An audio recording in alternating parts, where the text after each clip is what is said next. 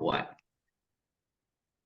Hi guys, welcome back to Cupcakes and Protein Shakes. I am your host, Savannah. We're doing another episode where we have a fellow competitor on and we're going to interview her about her journey. So welcome to the show.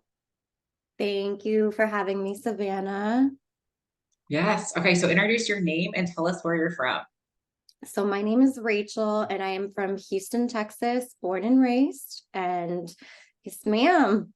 All right. Well, welcome to the show. So I want to know where you at now. Are you competing? Are you off season? Are you prepping? What are you doing?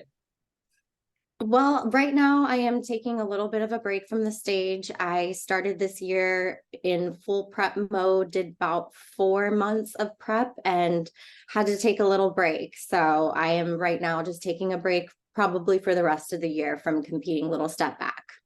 Okay. And when was your last show? My last show was about 2021, and I decided to take a long off season. And then when we hit 2023, I said, okay, I'm ready, let's do it.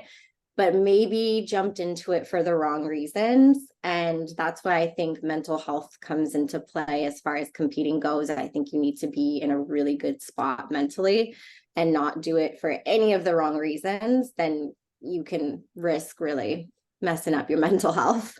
Yeah, prep is a lot. And if you're just mentally not ready for it, like it is really hard to keep pushing, like really, really, really challenging.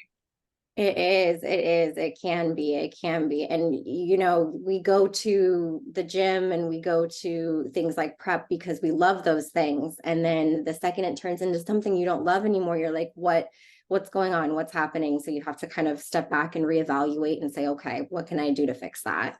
Yeah. Like it comes through waves. Like there's sometimes like, in a long off season, you're like, gosh, I just would, let's get lean. Like I'm ready for it. Or, if you're in prep, you're like, I just would love to be in the off season right now. It just, the grass is never really greener, but sometimes you just have to decide like, okay, if I'm not going to be my best, it's expensive. It's hard to prep on your body. Like it's better just to take a little break if you need one, which is good to see that like, when you're on and if the things are like not exactly working out in your favor. But let's go back to like your first competition. So when was your first show? My first show was back in 2019, and that's like I really fell in love with bodybuilding going through it. And that's what I knew there was a difference between my last preps versus my most recent one was I loved every second about it. It was just so challenging and just so the structure that came with it. And back then, I think my first show I placed fifth, and I was like, I got my little medal, and I was like, okay, cool. I want to keep going with this. And then my next show, so I've done 2 shows so far. My next show I placed second, and I was like, oh, I want to keep going with this again and stuff. So it's, you get a little taste of it and you just want to keep on going and pushing yourself and see how far you can go. Yeah, the first prep is always the best and worst prep, like there's, things that you do wrong that you look back, you're like, oh, wow, that was great. But it's always the most fun because the excitement is the highest whenever you're doing something for the first time. The adrenaline's there. You're like not sure. You're seeing your body change for usually the first time, like of consistency, like what that looks like. So what was your life before bodybuilding? What did you do for fitness or how did you find bodybuilding?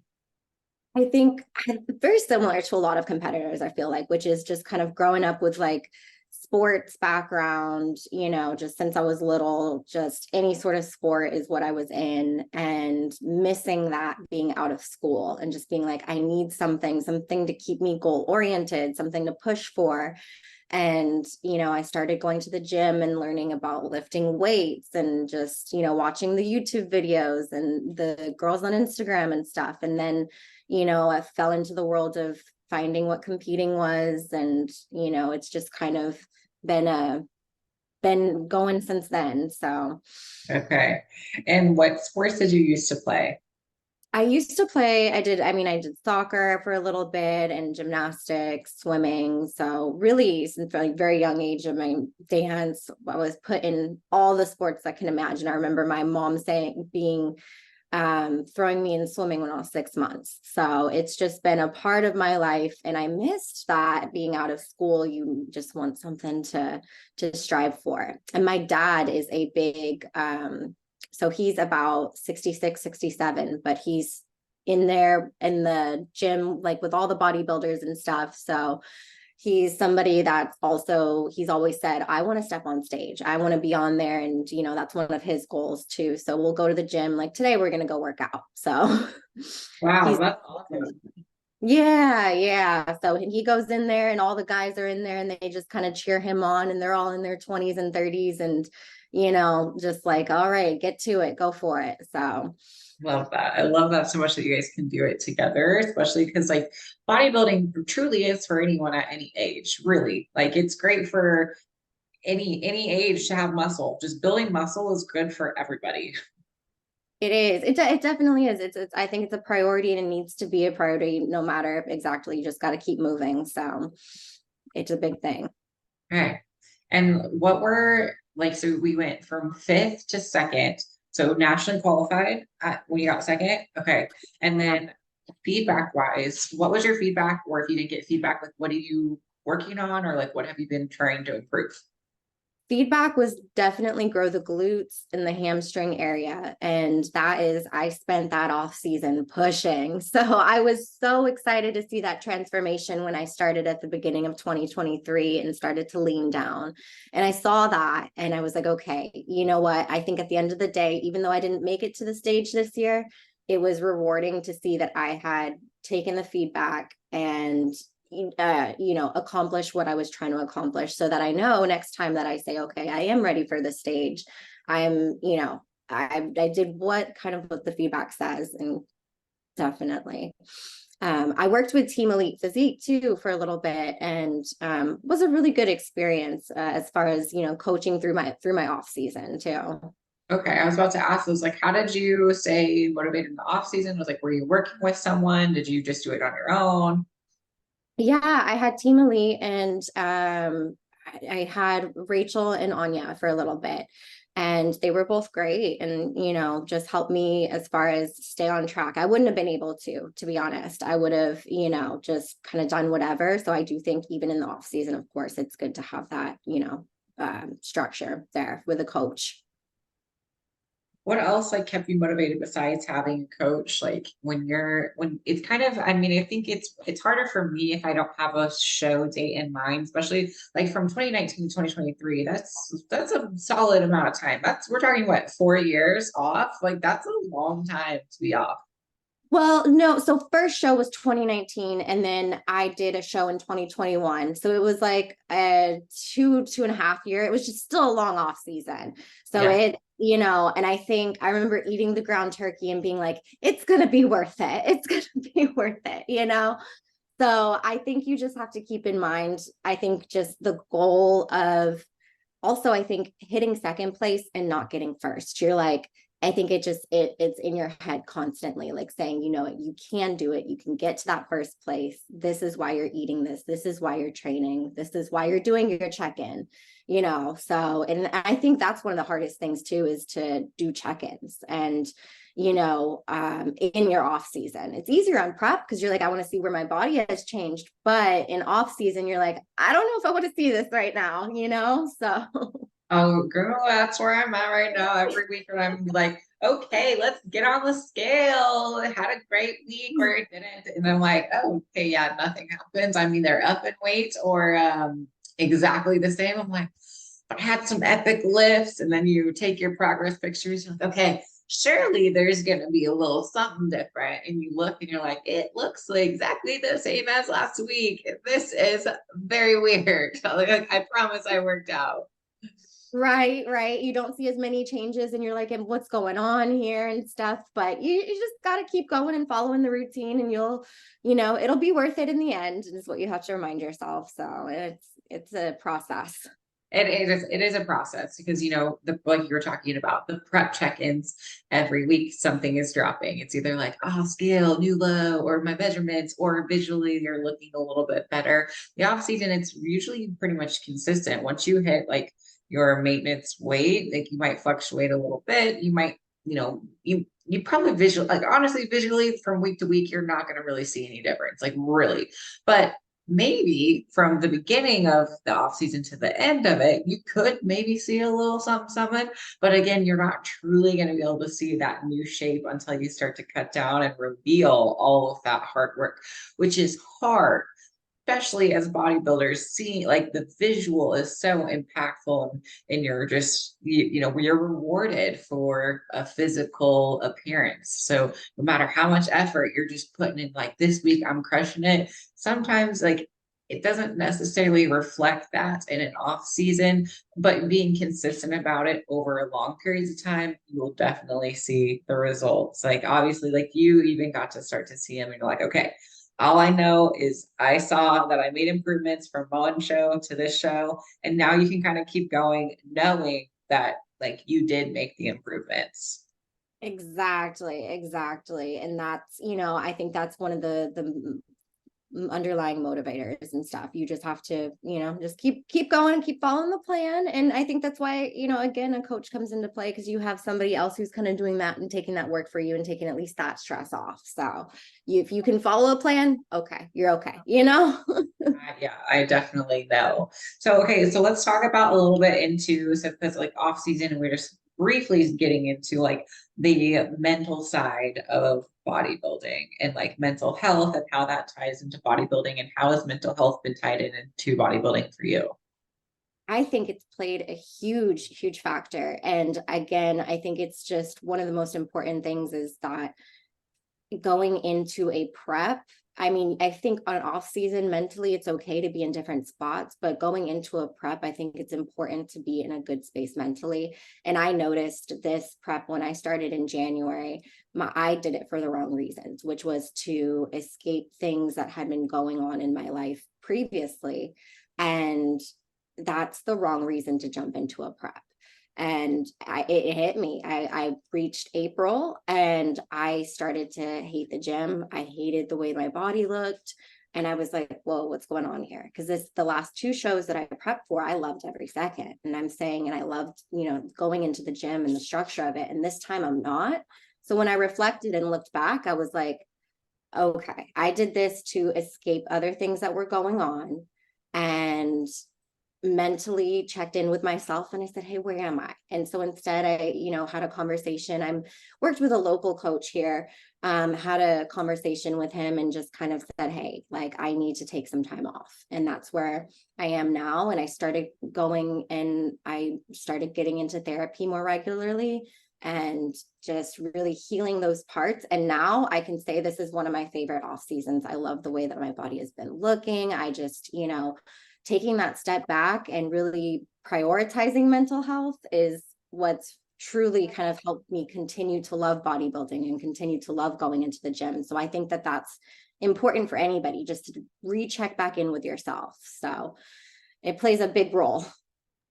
Yeah, I think so too. Like there's been preps where it's not necessarily that I wanted to escape, but it just was maybe escaping bad habits that I had started to develop in the off season. And so, at a certain point, it was like, okay, I'm gaining too much weight. I'm not happy about this anymore. And it wasn't even about making the improvements. It was like, I just want to get lean again. And that's really like, it's not a great spot to be in. Prep doesn't fix anything. It to prep, you have to really shut off. Like you have to kind of realize like there's no other room. If you're going to seriously prep, like prep hard, like there's no room for anything besides that prep. And unfortunately, some people, they can fit it in, but like at the very end of prep, like your energy levels, like now I've gone through it a few times, so I know what to expect.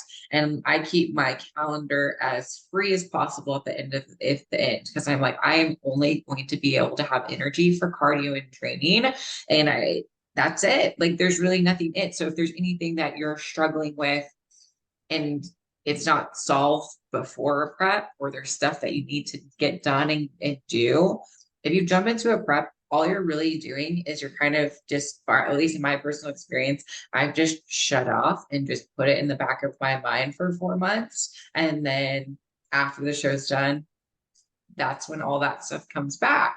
And it's not great, but you can't just like prep forever. At a certain point, you're gonna have to address like, okay, what are healthy habits that I can do? If there are any unhealthy habits that I've developed and I've just kind of put it off because I've been dieting for so long, or just like little things like that. And you don't really realize until you do a few shows and like, okay, if I know if I'm not in a good mental spot for this, like prep is all mental. It is all mental. Like if you can't, you and you have to decide together, can we do the hard things? If we can't, like it's not time to cut. It's not time, like it's only going to make it harder.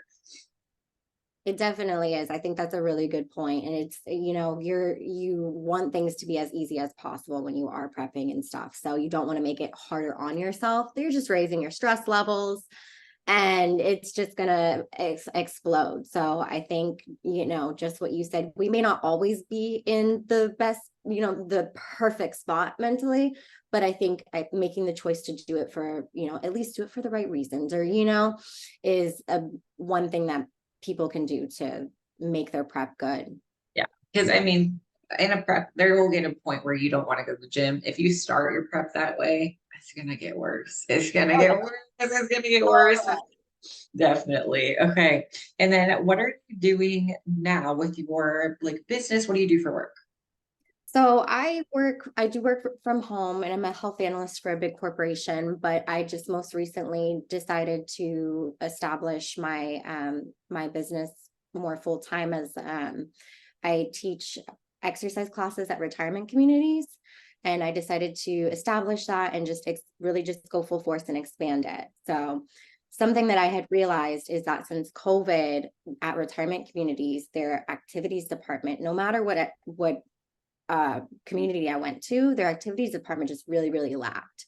And I mean, they would have classes at these communities, but it would be tap, jazz, ballet. And I would peep in there and it's maybe 2, 3 ladies. And I'm like, what's going on? So I worked and I thought, and I was like, there's got to be something in that keeps, people moving. And I developed a class that goes back to the basics in fitness. And I started to bring that to communities that were just kind of close to me. And I realized like, wow, I love doing this. And when I would bring this class, that's just a very simple, basic class to these communities, but it keeps people moving. There would be, men that would pop in there, which it was very rare. And there would be more ladies that would join. And every movement ability in that community felt like they could come and attend the class. And I just realized, you know what, this is something that I love and I want to bring and, expand to as many communities as I can impact throughout the state, throughout the country, really. And that's been my main focus right now.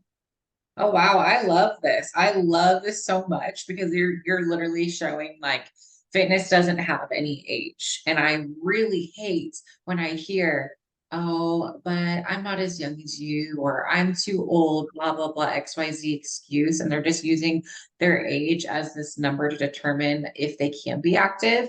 But that is absolutely like not the case. Like you can start a fitness journey at any age. You can start moving your body at any age with any disease, like any excuse that you think you have. There's someone out there that has proven you wrong. There'll probably like a whole big population of people that are working out with crazy diseases and health issues and all this stuff, and yet they're still doing it. 90-year-olds, 100-year-olds that are doing exercise activities. So what do you think the biggest challenges for the group of community that you're working with is? I mean, I totally agree with everything you said. And I think the biggest challenge is the stigma that, if you put exercise, if you just even hear the word exercise, you think, okay, I have to be standing up and just moving all around and just, I'm not going to be able to understand an instructor or know what's going on. And you have to keep in mind in these retirement communities, a lot of them have, your hearing may be deteriorating, your vision, things, different ailments. So that's why what I try to showcase is that you can do the most simple activities and exercises just from being sitting down in a chair and you're moving your body. That's it. And even if you can't hear everything, you're at least able to mimic the movements that you see in front and make them as simple as possible. So I really think the biggest challenge is just that stigma that comes with exercise class, just those words in general. So being able to say, you know what, we're going to take it as back to the basics as possible. So you know that you can, no matter your movement ability, you can continue to keep moving. And it is important to continue to keep moving. Yeah, okay, so I went to an exercise class and I don't really like going because I'm always like, okay, it's gonna be way too hard. I'm not really trained in this. Like it's too hard for me. I don't want to like be singled out in a class or whatever it is. But every time I go to a fitness class or whatever, it's very welcoming. It's like, okay, go at your own pace. If you can't do this, modify it. And so, you do the best that you can, and always at the end of the class or whatever it is, it's like, oh, I'm so glad I went. It was hard, right? Because you don't know the movements. You're kind of like, okay, what's everyone doing? But you're watching, and so you're kind of learning what they're doing as you go. But it turns out to be like a really fun activity. Like, okay, let's try to do it. You don't have to, like, exercise class. There is different levels. There's super extreme hard ones, but then there's all sorts of different fitness classes for every single person, every single level of fitness too. So if you're looking for just something different, that's not like, exercise doesn't have to be bodybuilding exercises. It doesn't have to be weight training in a treadmill. And a lot of people get scared of activity just in general and working out because they don't like those things. Like, I don't like those things either. But you can do classes that you're running. You can walk outside, ride a bike, go to a dance class. Like, there's so many ways to move your body. Exactly. No, I think and I think one of the most important things that you said really is just doing it. So just doing something. And at the end of the day, you feel so much better afterwards. But I think that sometimes the hardest thing is to just get yourself to do it. And, whatever motivation you have to scrape up, that's, you just got to find it, dig deep. And once you do it afterwards, you feel great. Yeah. So I like this a lot. Okay. So, what is your plans for your business? Like, how are you expanding it? Like, how often are you doing classes? Like, are you doing them just locally? Currently it is just locally, but my plans are to bring on more coaches so that I can expand it throughout, my current state, which is Texas, but then ultimately expand throughout the country and just have, different coaches at multiple communities, because there are so many retirement communities, but there's also so many that, lack in their activities department. So I really just hope to bring that. And it just brings me a lot of joy to when I see that, okay, they realize, oh, I can keep moving, and it's something simple. And also just kind of displaying different things on social media for people who maybe are just in the comfort of their home. What those exercises look like just from your chair, just from sitting in a chair, the most simple, basic movements. So I think just really showcasing to that older population, my plan is to say, hey, you can continue to keep moving no matter your movement ability. What are some example exercises that you have them do? I mean, honestly, so I'll focus on legs or upper body really, but full body movement. And it's funny, you can do cardio right from a chair, so you're moving your full body. So for example, just the most simple basic one is your shoulder press. Just from sitting down in the chair, you're doing your shoulder press, or if you can do a jumping jack right from your chair, hands, feet together, bring them out, you're getting your heart rate up, you're moving, but you're also sitting down. So if you're not jumping out of your chair or jumping out of the floor. So you can modify the, different compound movements, different movements in general to do all from a seated position. So. Okay, so do you take any of these and like do them for your own prep? Like, how has that changed how you do your own training or off season? Like, what like functional movements do you use as an athlete? Yeah, that's a good question. I think doing these so many times throughout the classes that I've taught, it really, when I go to work out now, I'm like, okay, I need to make sure, am I doing my squat movement? Am I doing my push pull movements? Am I And I'll incorporate I'll replay the form that I tell my, participants. I'll replay it in my head. And I'm like, okay, if they're following that, I need to follow that too. Don't ego lift, bring that weight down, So I think that's a hard thing for me too. I'm like, I just want to push as much weight as possible. And I'm like, well, would I tell my, the residents that? Absolutely not. So I need to keep that in mind myself. So it's focus on that form, really. Yeah, that's a good point to bring up too, just for like his, most of the people that are listening to this, maybe our competitors are thinking about getting to the stage.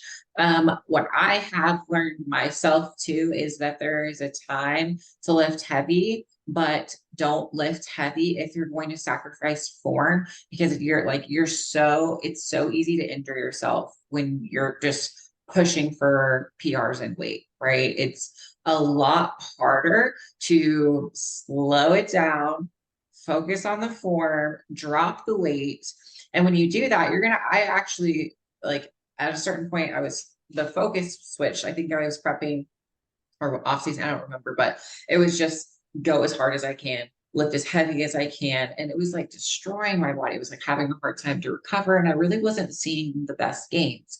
But when I just kind of like really was like, okay, I'm just like restarting. I'm restarting my squat form. I'm restarting my hamstring. I'm just restarting everything, because you kind of cheat, right? Like if I was on the hamstring curl machine and I was just trying to go for like 100 pounds and just 120, like just keep going up, and I would have to like use my lower back and just like throw the machine up.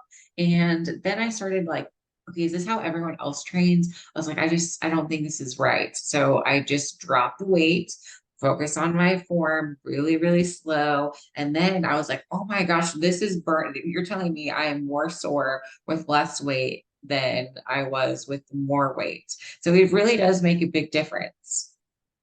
You're right. And that goes back to that mental side too of it as well. We want to say, oh my goodness, I'm the biggest, baddest, strongest, Well, you want to see those results. Sometimes you have to do just that, and you restart. Like you said, just restart those exercises, go back to square one, go back to maybe just the bar on a squat, and say, okay, am I doing this correctly?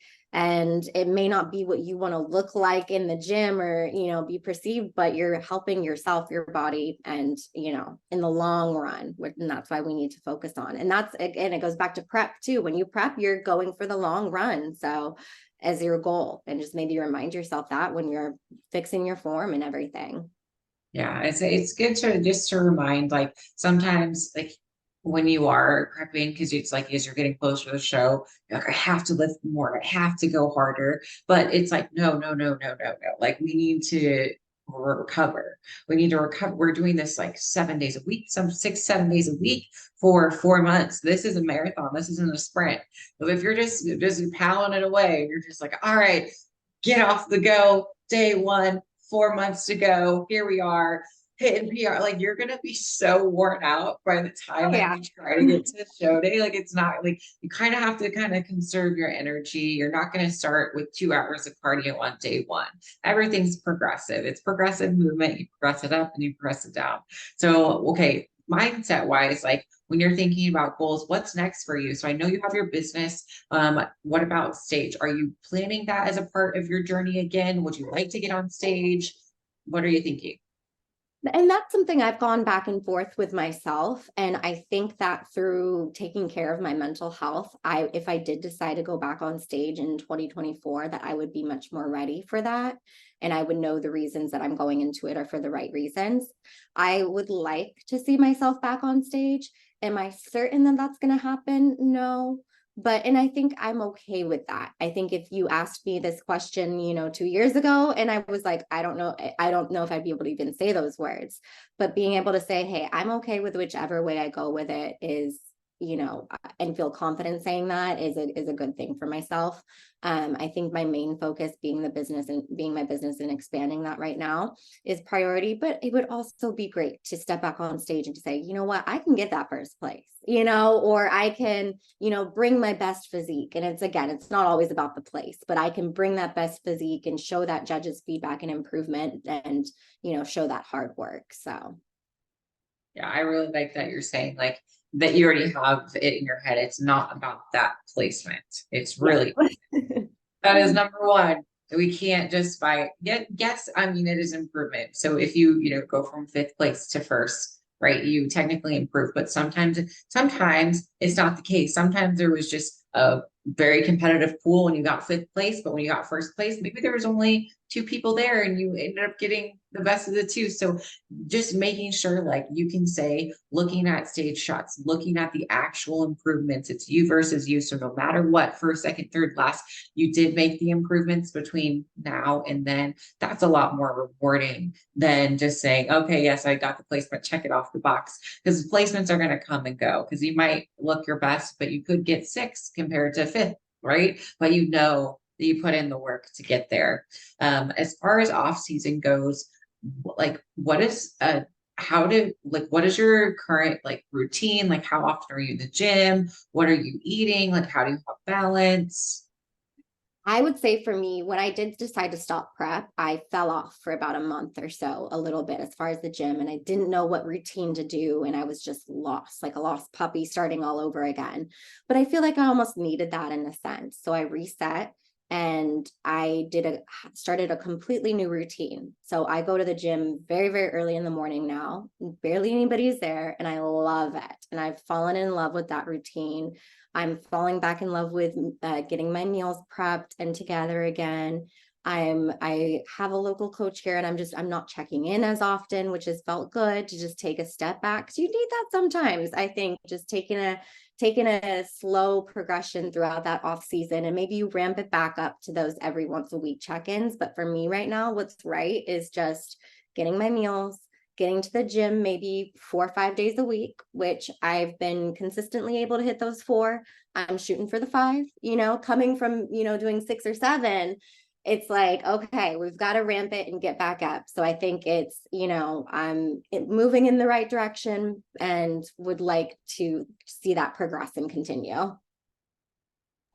Yeah, I like that a lot. Like giving ourselves a range, not a set, like and not an unrealistic goal for training, right? If you kept your standards the same as prep as off season, it would technically feel like you're failing every week, right? I've done that before where I kept the same standards when I was prepping in an off season, and it just like leads to just feeling horrible. You're like, gosh, I only went 4 days this week. Man, I am just doing horrible. It's like, no, no, no. Let's flip this. Like I did go to the gym 4 days a week. I could have gone 0, but I ended up getting in there 4, and that's good enough. And that was my best this week.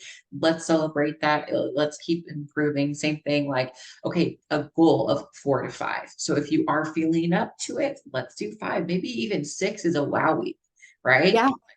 It doesn't have to be prep and off season. Their standards are going to be different. They shouldn't be the same because the goal is not the same. Your aesthetics, what you're pushing for, isn't the same. And like a lot of times, like if you're pushing truly in an off season, you're actually building muscle, you'll need more time off between lifts to truly like come back and be your muscles are recovered. You've had time before if you're hitting like heavy deadlifts or squats or whatever it is, like you can't just expect to do that in 2 days. Like sometimes you might need an extra day rest. Sometimes it might just be like, okay, what I trained legs. I am still so freaking sore right now. I am not going to train legs again yet. I'm not ready. So let's do it tomorrow. Let's just take this as a rest day. Let's go have fun with some type of different cardio or anything like that. Okay, mistakes though. Let's go into regrets. Oh, regrets or mistakes. Is there anything looking back for what you thought, mindset, diet, training, or anything that you wish new people could avoid or just that you could tell yourself not to do? So when it comes to prep, I think having a coach for everything, so every part of prep, which is diet and exercise, I think I did my first 2 preps with a coach that just did the diet for me, and I did my own workouts, I did my own kind of cardio. And I think just who I used was great, like no negative anything. But I do think having a coach to just take off all the thinking when it comes to what you have to do is just a huge relief. So that would be my recommendation, is to say, get a coach, just have somebody that you can just follow the plan, especially when you're going into prep. That's one I think mistake that I've made maybe in the past, or things that I would say I could maybe switch or do differently. And I would also say of course, just going into prep for all the right reasons. And I'll say that again until I'm blue in the face. And that's, check in with yourself beforehand. It's not, I see a lot of people that it's not a losing weight competition. You're not getting on stage because you want to see yourself lose a bunch of weight. And if that's your reason, I don't think that's the why you should step on stage. You should, again, it should be doing it for the right reasons, to see your hard work paid off for all, the muscle that you've built, and keeping in mind it is to show off your physique, which is, muscular.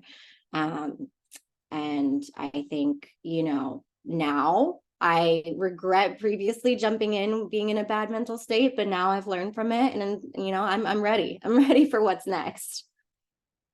Yeah, I love that that we're mentioning this, because there's a lot of, young competitors out here, or just, like this, their first time, it's their first show ever, and you have no experience training, maybe no experience in the gym, maybe no athletic background at all, which is fine to start into bodybuilding. That's fine, whatever keeps you active. If it is bodybuilding, great, but it is not, okay, I'm overweight, I just want to drop fat. I see all these competitors looking amazing.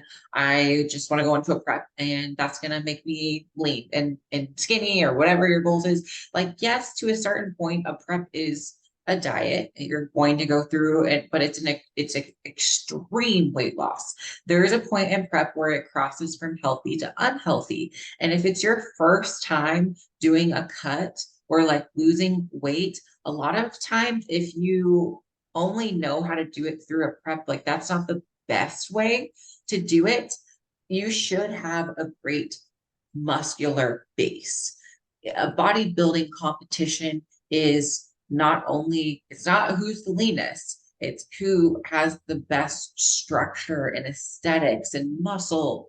It's really not. So yes, some of the competitors might have to drop body fat. We all do, to get those muscles to show, but you have to put in the work ahead of time. So again, like, there's easier ways that are not competition prep, that you can still have that as your end goal, but until you're ready, until your body is ready, mentally you're ready, because it is hard. Prep is a challenge. You have to have control of all the variables. You have to know, we're going to eat at the same time, we're going to train at the same time. It's going to be 6 to 7 days a week for 4, 5, 6 months straight. No insight, no refeeds, no cheats, no nothing. Can you keep your shit together? Can you? Yeah. Can you? Yeah, Is there any vacations? Like, if there's any holidays, vacations, celebrations, are you going to be okay sitting out? Are you going to be okay bringing your food to restaurants, or just being able to say no? That is hard, especially for the first time. It's not impossible. It can be done. But again, like, maybe you do a practice kind of thing, where you're do everything as if you were going to go on stage, but give yourself a little flexibility that, okay, I'm going to just see if I can do it for, instead of 4 months, let's try an 8-week little mini cut. Let's do a few reverses. Let's still build, see where I'm at, and then kind of decide, like, it's a journey.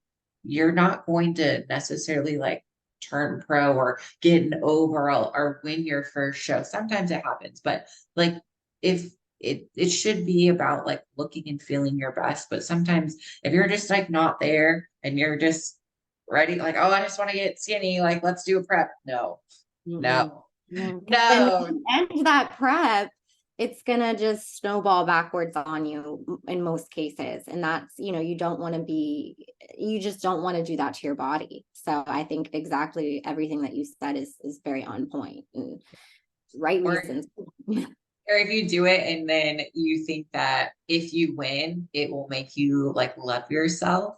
I Yeah. think I see a lot of girls are like, they just hate their body. They hate how they look, and they'll think, I'm going to go into a prep, so I'm going to get abs, and I think I'm going to love myself if I get first place and I'm like this amazing athletic body. And then let's say you get second or not like anything but first place, then they just spiral and they just like, oh God, I'm not good enough, blah, blah, blah. Or even if you get first place and then you realize, okay, still that didn't fix my mental health. Like I still got issues.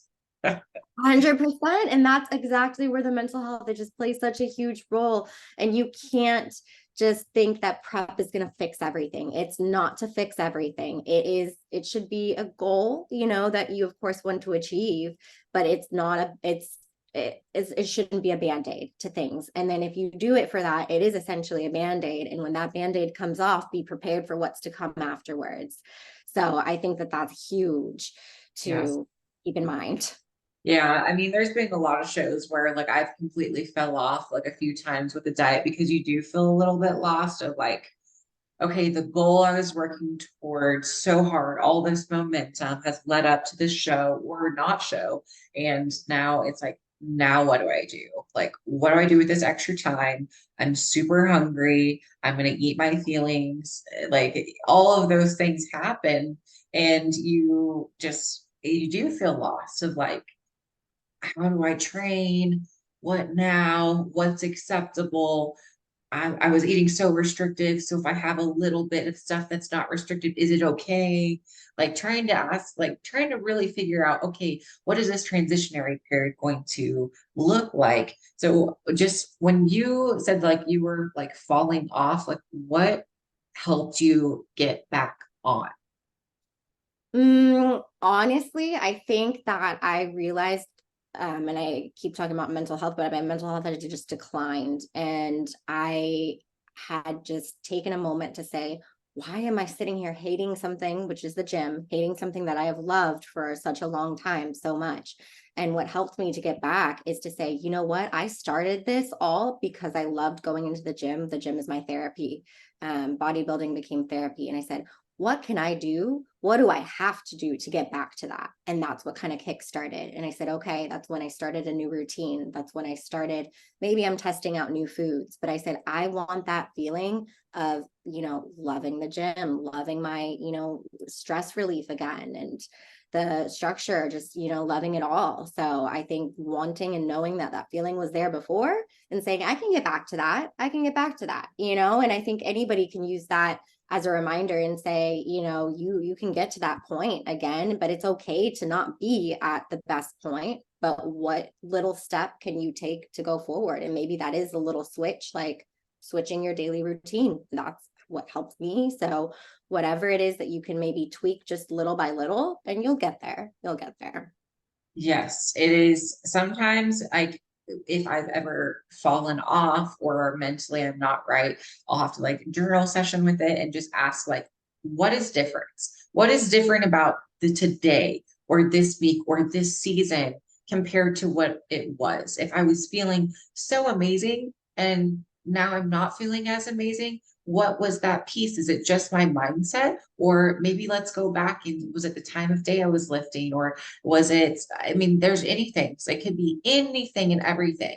Like, is it just because I was, I don't know, like there's anything. There's unlimited reasons of like, oh, I felt good when I was tracking my weight. So then I would know if I was going up or going down if you stopped doing that.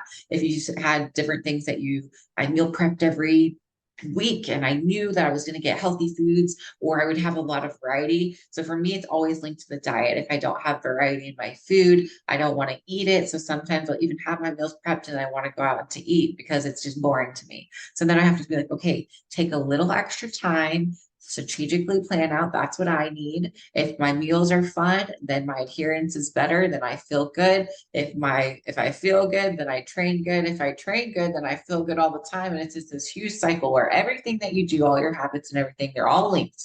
Everything is linked. Maybe it's your sleep. If I don't sleep good, I am not nice. I am not happy. Oh, yeah, it all plays into it. And you just kind of have to pinpoint and look at all different factors of what it could be. Exactly. Yeah.